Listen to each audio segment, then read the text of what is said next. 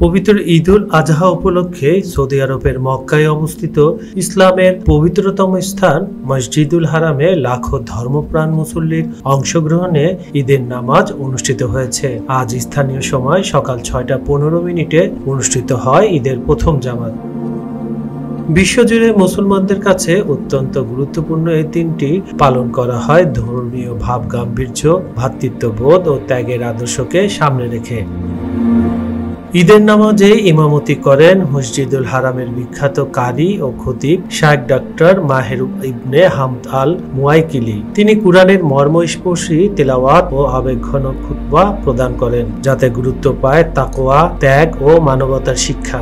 নামাজ শেষে মুসলিম উম্মার সুখ, শান্তি, ঐক্য ও সমৃদ্ধি কামনায় বিশেষ মোনাজাত করা হয়। ঈদের জামাতে অংশ নিতে মসজিদুল হারামের ভোর থেকে মুসল্লিদের ঢল নামে। সৌদি নাগরিক ছাড়াও হজ পালনে আসা বিভিন্ন দেশের ধর্মপ্রাণ মুসল্লি এবং সৌদি আরবে অবস্থানরত প্রবাসী বাংলাদেশি সহ শতাধিক দেশের মুসলমানরা একই কাতারে দাঁড়িয়ে নামাজ আদায় করেন।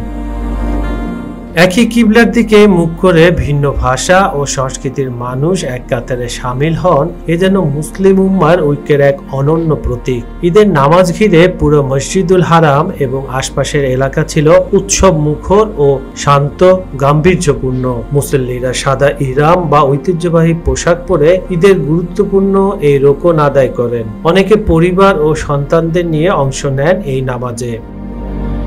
নামাজ শুরুর আগে ফজরের নামাজের পর থেকে মসজিদে বিশেষ নিরাপত্তা ব্যবস্থা ও ব্যবস্থাপনা দেখা যায়। লাখো মুসল্লির উপস্থিতি সত্ত্বেও সৌদি প্রশাসনের সুশৃঙ্খল আয়োজন এবং স্বেচ্ছাসেবকদের সহযোগিতায় পুরো আয়োজন নির্বিঘ্নে সম্পন্ন হয়।